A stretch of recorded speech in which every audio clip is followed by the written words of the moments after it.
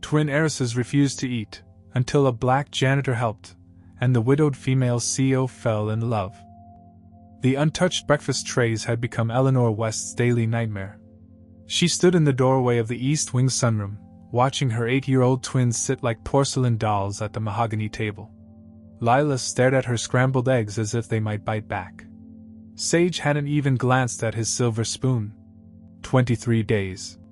23 days since David's plane went down over the Rockies, and 23 days since her daughters had spoken a single word or taken more than a few reluctant bites of anything. Mrs. West? Dr. Patricia Holbrook, the third child psychologist this month, approached with the careful steps of someone walking on glass. Perhaps we could try a different approach. No. Eleanor's voice cut sharp as winter air. Just give me the report. The woman's manicured fingers clutched her tablet tighter. The girls show signs of selective mutism triggered by traumatic grief. Without intervention, this could lead to serious malnutrition. I strongly recommend. I said no. Eleanor turned away from the sunroom, her Louboutin heels clicking against the marble like a metronome counting down to disaster. Send your bill to my assistant. The psychologist's footsteps faded down the hall, joining the exodus of specialists, nutritionists, and child behavior experts who'd paraded through the West Mansion like actors in a play no one wanted to watch. Eleanor's phone buzzed against her palm, another board member demanding answers about her extended absence from Phoenix Wellness Corp., the billion-dollar empire she'd built from nothing. How long can a CEO grieve before the sharks start circling? Eleanor silenced the phone and walked toward her study, passing family portraits that now felt like museum pieces. David's laugh seemed to echo from the frames, the same laugh that used to fill this house every evening when he chased the twins through these very halls, making monster noises that sent them shrieking with delight. Now the mansion felt like a tomb. Ma'am? Rosa, the housekeeper, appeared with the quiet efficiency that had made her invaluable for the past 5 years. The girls haven't touched lunch either. Should I prepare something else? Eleanor stopped walking. Through the floor-to-ceiling windows, she could see her daughters sitting exactly where she'd left them, motionless as statues. The sight hit her like a physical blow. What's the point? The words escaped before she could stop them. They won't eat it anyway. Rosa's expression softened. Children grieve differently than adults, Mrs. West. Perhaps. Perhaps what? Eleanor's composure cracked like ice under pressure. Perhaps I should force-feed them? Perhaps I should shake them until they remember how to be human again? Perhaps I should tell them their daddy isn't coming back from his business trip, even though I can barely accept it myself? The admission hung in the air between them. Eleanor had spent weeks maintaining the facade of control, fielding calls from investors, managing PR crises, ensuring Phoenix Wellness stock didn't tank while she fell apart in private. But here, in the echoing silence of her own home, the mask was suffocating her. Rosa stepped closer, her voice gentle as morning rain. Mrs. West, when my Carlos died, my youngest stopped eating too. For weeks, nothing worked. Then one day, my neighbor's grandmother came over with homemade tortillas and told him stories about angels who carry messages between worlds. He took one small bite, then another. Sometimes healing comes from the most unexpected places. Eleanor wanted to believe in unexpected places and angel stories. But those were fairy tales for people who hadn't watched their husband's plane disappear into a mountain, hadn't sat through memorial services where business associates offered hollow condolences while calculating how to benefit from her distraction. The board meeting is tomorrow, Eleanor said, more to herself than Rosa. They want me back full-time. They're saying the company needs stable leadership during this transition. What they really meant was that grief had an expiration date in corporate America, and Eleanor's had apparently passed. Her phone buzzed again. This time it was Janet Morrison, Phoenix Wellness's head of public relations, with news that made Eleanor's stomach drop. Eleanor, Page 6 is running something tomorrow about the girls. Someone leaked that they're not eating. The headline is Wellness CEO can't fix her own family. We need damage control. Eleanor closed her eyes, feeling the walls of her carefully constructed world closing in. She'd built Phoenix Wellness on the promise of holistic healing, meditation apps, organic supplements, wellness retreats for the stressed and broken. The irony was sharp enough to draw blood. How do you sell healing when your own children are disappearing before your eyes? Through the window, she watched Lila finally push her chair back from the table. But instead of leaving, the little girl simply curled up in the chair, knees to her chest, staring at nothing. 23 days of nothing. Eleanor's reflection stared back from the window, hollow-eyed, sharp-cheekboned, a stranger wearing her face.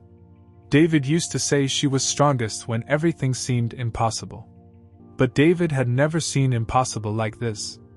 The house settled around her with the weight of unspoken words and uneaten meals, while somewhere in the East Wing, two little girls continued their silent protest against a world that had stolen their father and left them with a mother who was drowning in her own grief. Tomorrow would bring new crises, new headlines, new demands. But tonight the silence ruled. Malcolm Green had been invisible for so long, he'd almost forgotten what it felt like to be seen. He pushed his cart down the East Wing hallway at 11:47 p.m., the same time he'd been making this route for 3 years. The mansion's night shift was his domain. Rosa went home at 9, the security guards stayed in their booth by the front gate, and the family retreated to their separate corners of grief. Malcolm preferred it this way. Daylight brought questions, small talk, the exhausting performance of being pleasant to people who looked through him like glass.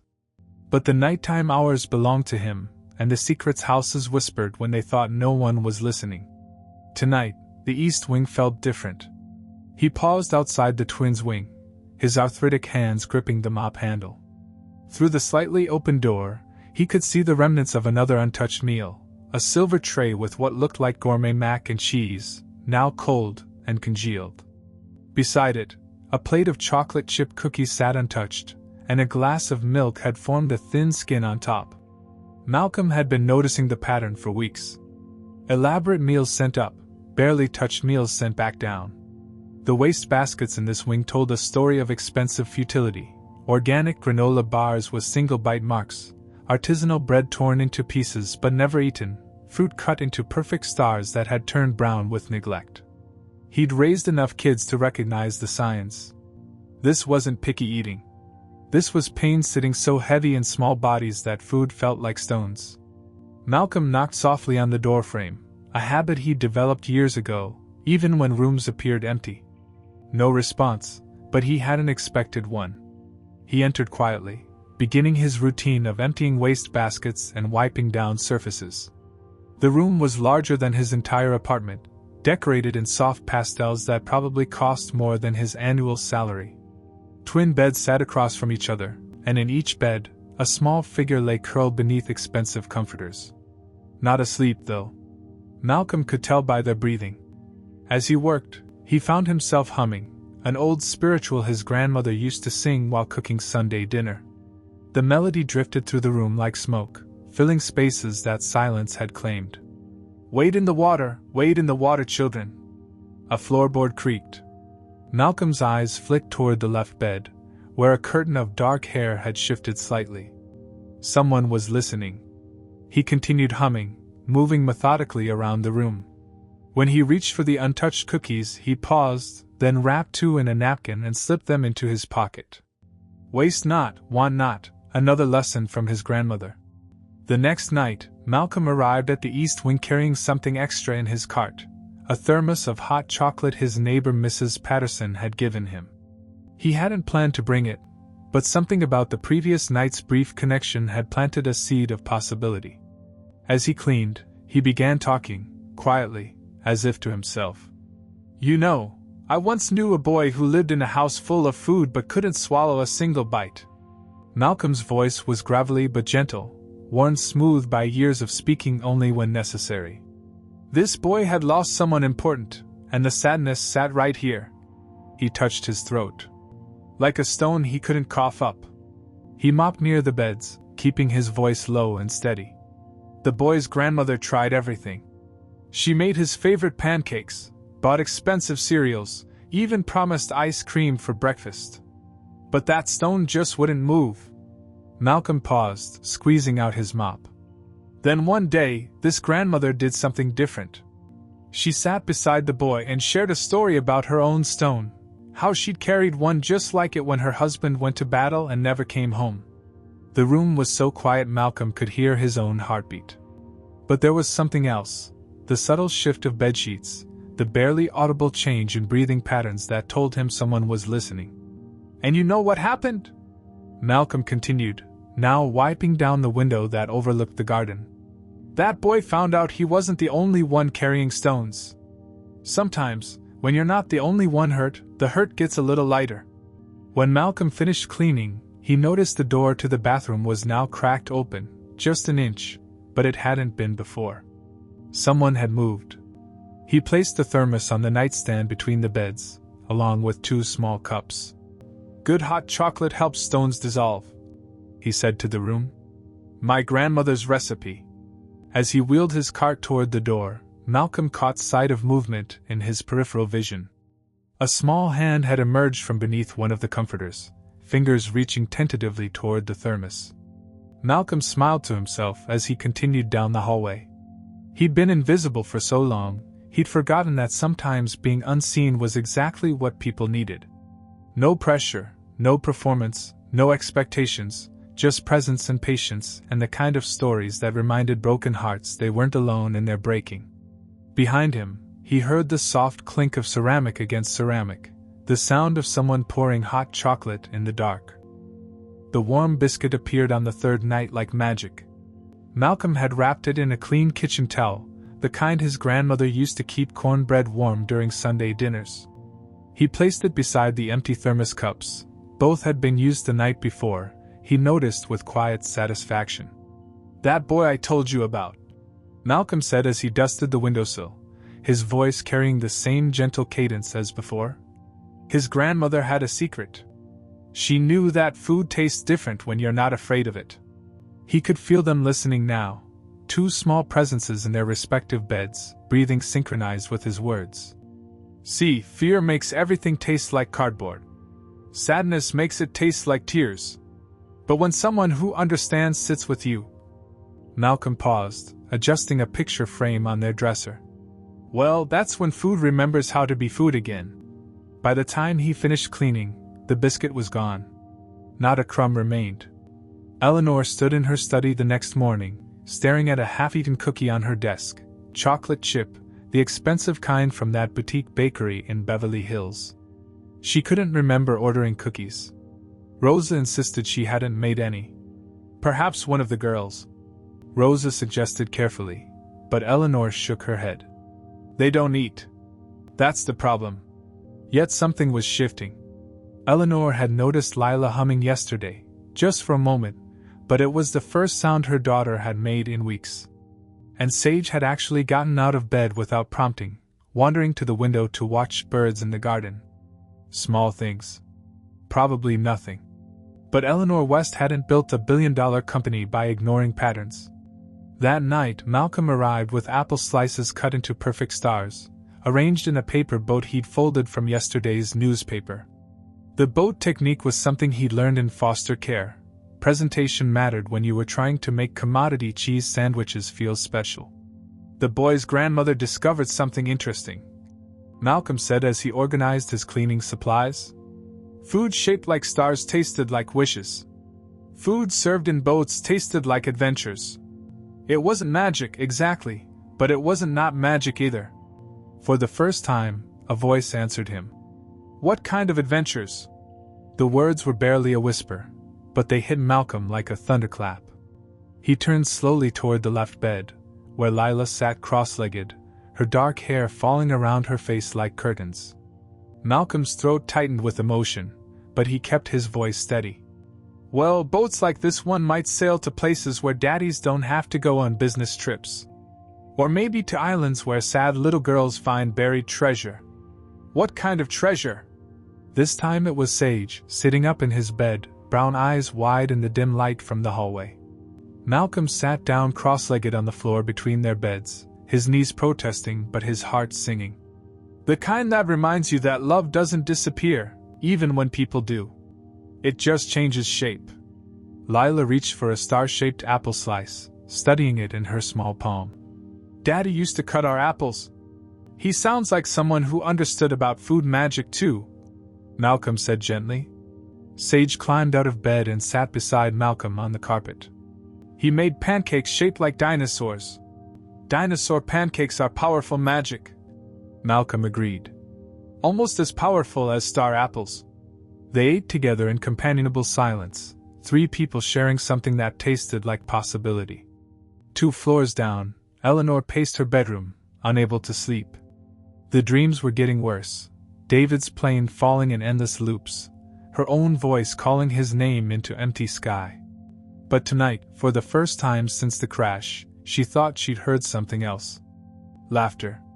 Just a whisper of it, floating down from the east wing like a ghost of the house's former happiness. She'd probably imagined it. Rosa had not imagined anything. She'd come back for her forgotten sweater and heard voices drifting from the twins' wing, Malcolm's gravelly baritone mixing with higher, lighter tones she hadn't heard in almost a month. Rosa crept closer, peering around the corner to see something that made her eyes fill with tears. Malcolm sat cross-legged on the expensive Persian rug, sharing what looked like apple slices with both twins. Lila was actually smiling. Sage was telling a story about a dinosaur who ate only star-shaped food. They looked like a family. Rosa backed away quietly, her hand pressed to her heart. She thought of her own Carlos, how he'd found healing not in therapists' offices or specialists' recommendations, but in her neighbor's kitchen, listening to stories that made his pain feel less lonely. Some secrets were meant to be kept. The next morning, Eleanor found herself staring at the twins' breakfast tray in confusion. Half the toast was gone. The orange juice glass was empty.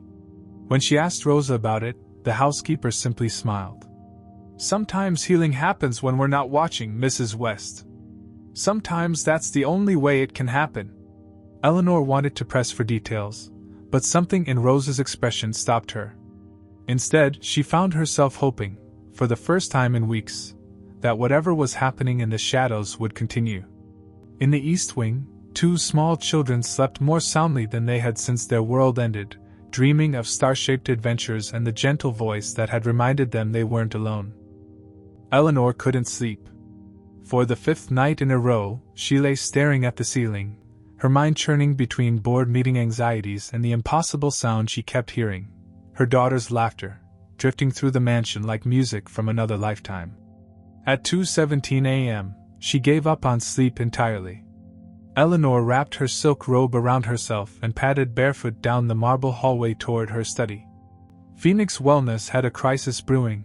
Their lead competitor was launching a hostile takeover bid, and the board expected her back tomorrow with a strategy that didn't exist yet. But as she passed the security monitor in her study, something made her pause.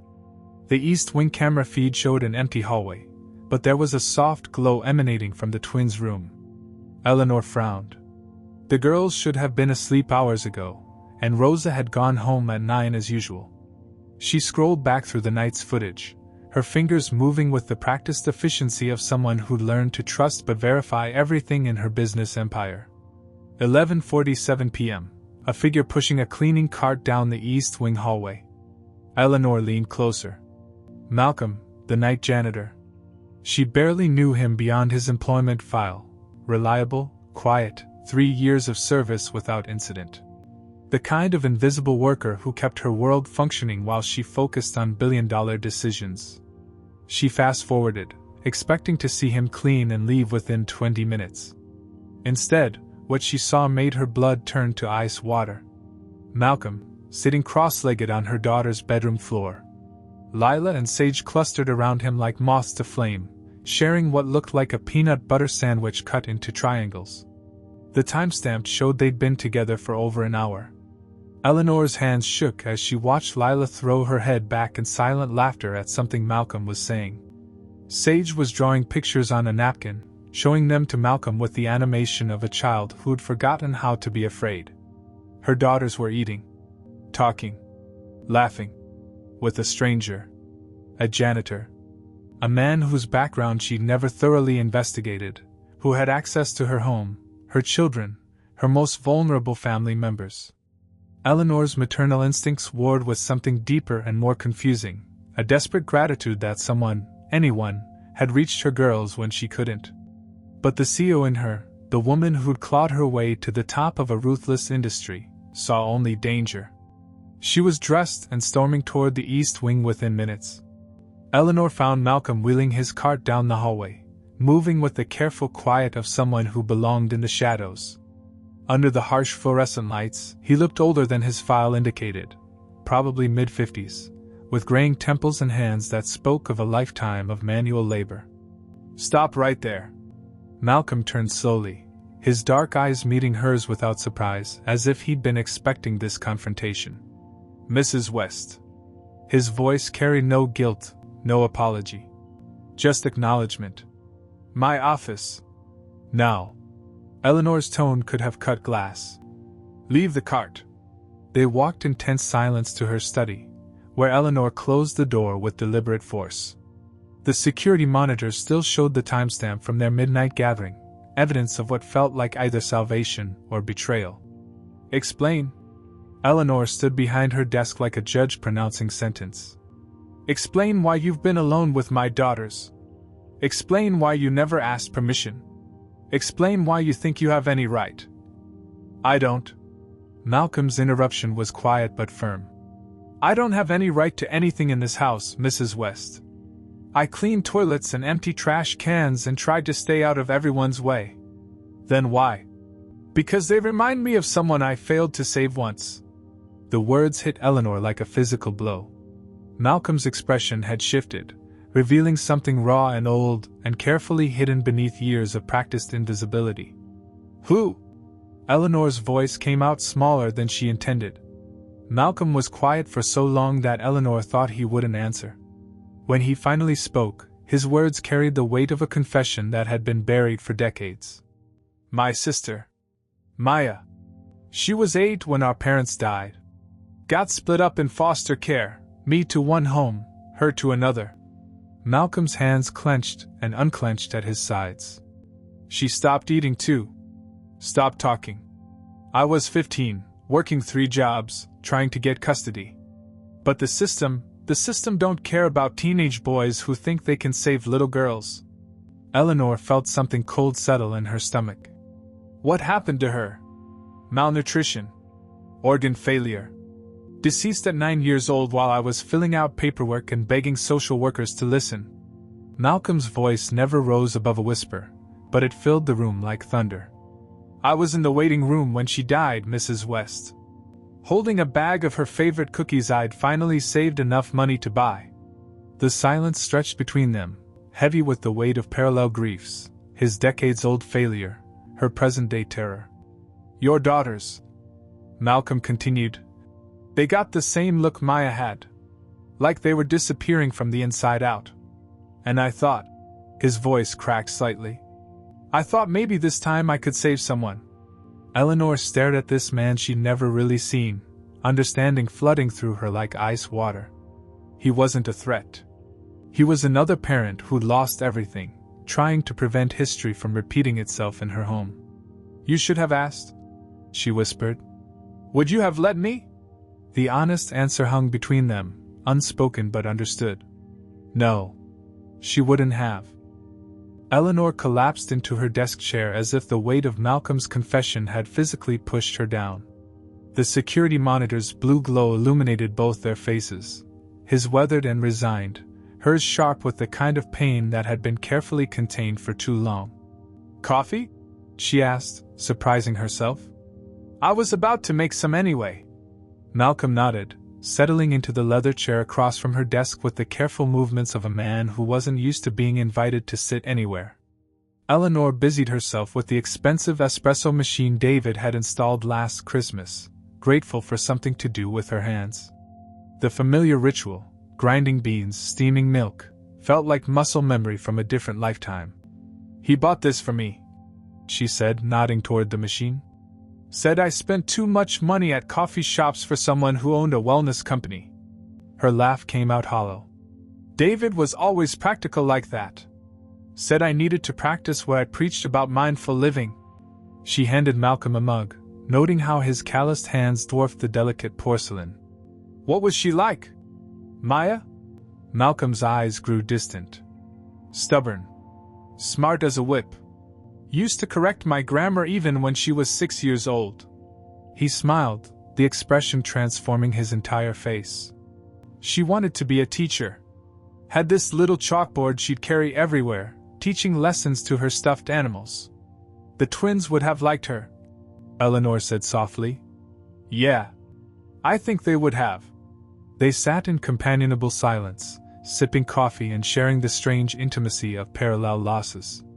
Outside, dawn was beginning to creep across the horizon, painting the study in soft gray light. David was supposed to be in Seattle that day, Eleanor heard herself saying. Some last-minute investor meeting came up in Denver. He almost didn't go, said it felt wrong leaving when the girls had that school play coming up.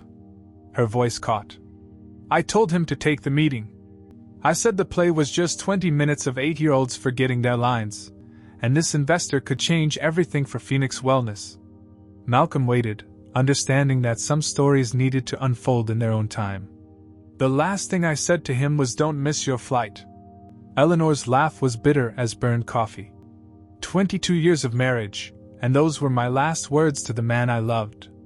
Don't miss your flight. What would you have said instead?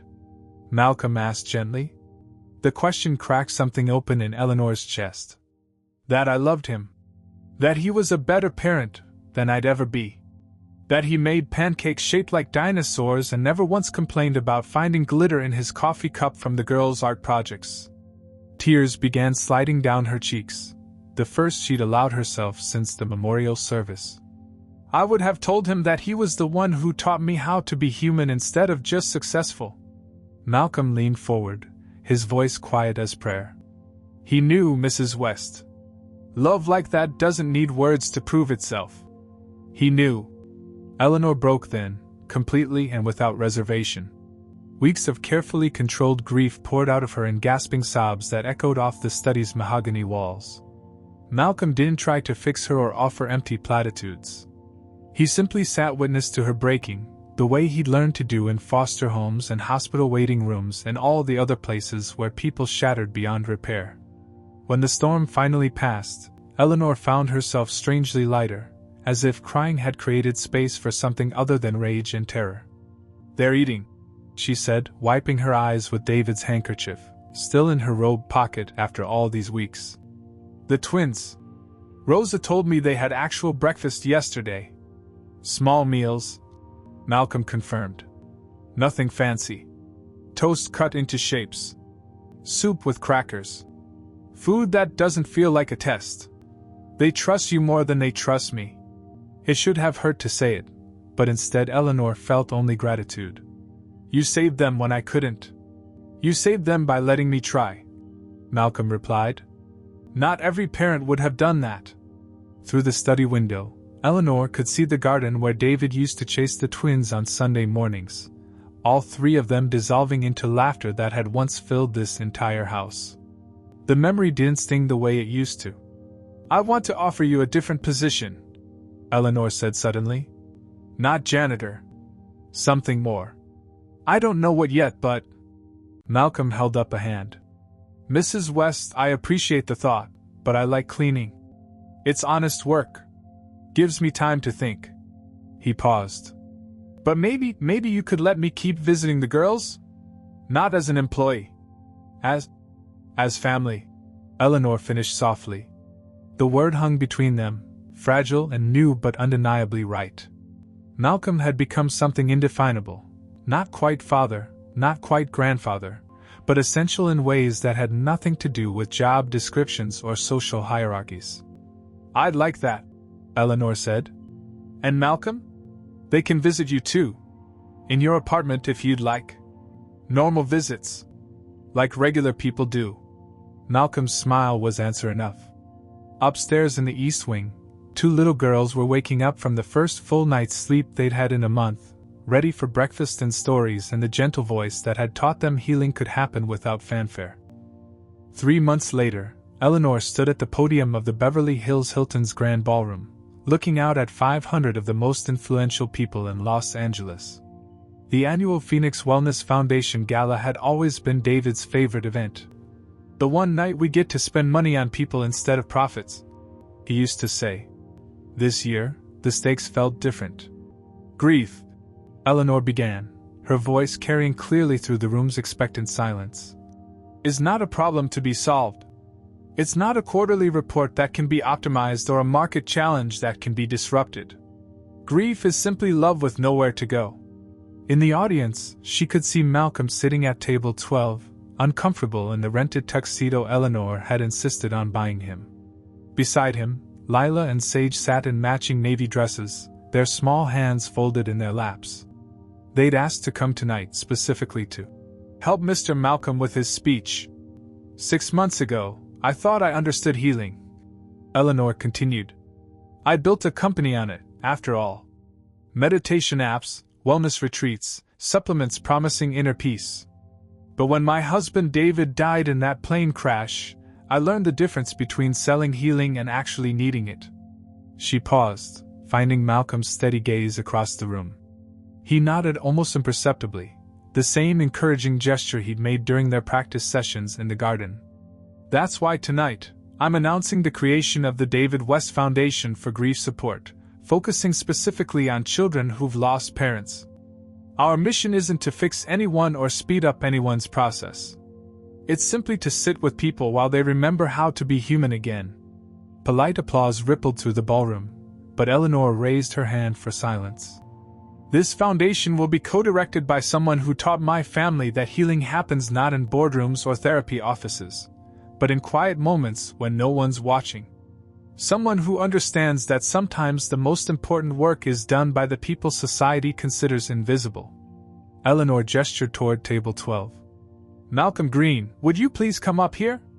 Malcolm's face went pale, but Lila tugged on his sleeve. "You promise," she whispered, loud enough for nearby tables to hear. As Malcolm made his way to the stage, Eleanor felt the same fierce protectiveness she'd experienced that first night in her study. These people might see a janitor in an ill-fitting tuxedo, but she saw the man who'd saved her children when she couldn't save herself. Malcolm reached the podium, his hands visibly shaking as he adjusted the microphone. When he spoke, his voice was gravelly but clear. "I'm not much for speeches," he began, earning a few sympathetic chuckles. "But Mrs. West asked me to say something about the kids we're hoping to help." He paused, looking directly at Lila and Sage. "Sometimes when children lose someone important, they forget how to trust the world. Food stops tasting like food. Words stop meaning what they used to mean. Sleep becomes a luxury they can't afford." Malcolm's voice grew steadier with each sentence. "The David West Foundation won't try to rush anyone through their sadness. We'll just sit with them until they remember they're not alone in it." The applause was warmer this time, more genuine. But before Malcolm could step away from the podium, 2 small figures appeared beside him. Lila took the microphone first, standing on her tiptoes to reach it. "Mr. Malcolm saved us," she said simply, her 8-year-old voice carrying through the ballroom's sophisticated silence. "When Daddy died, we forgot how to eat. But Mr. Malcolm reminded us that food can be shaped like stars and adventures. He told us stories about how love doesn't disappear, it just changes shape." Sage took the microphone next, his brown eyes serious beyond his years. "We want other kids to know they're not broken if they can't eat when someone dies. And that sometimes the best helpers are the ones nobody notices until they need them." Eleanor watched 500 wealthy, influential people sit in stunned silence as 2 children delivered the most honest speech the gala had ever heard. When the applause finally came, it was thunderous. Later, as the event wound down and the last guests filtered out into the Los Angeles night, Eleanor found herself in her garden with Malcolm and the twins. They'd changed out of their formal clothes and were sharing takeout Chinese food straight from the containers, something David would have loved and the old Eleanor would have found appalling. "The foundation raised $2.3 million tonight," Eleanor said, passing the lo mein to Sage. "That's good," Malcolm replied, but his attention was focused on helping Lila navigate her chopsticks. "We'll be able to help a lot of families." Malcolm caught Sage's escaping noodle before it could fall on his shirt. Careful there, buddy. Eleanor watched this man who'd accidentally become essential to their lives, understanding finally that the most important conversations weren't about money or foundations or public announcements. They were about chopsticks and shared noodles and the comfortable silence that came from knowing you were exactly where you belong. Above them, the first stars were beginning to appear in the darkening sky. Lila pointed to the brightest one. "That's Daddy," she said matter-of-factly. "How do you know?" Sage asked. "Because it's shaped like a star, and Mr. Malcolm says stars are for making wishes." Malcolm smiled, settling back in his garden chair. "What would you wish for?" Both children considered this seriously before Lila answered. "That tomorrow tastes as good as today." It was, Eleanor thought, the perfect wish.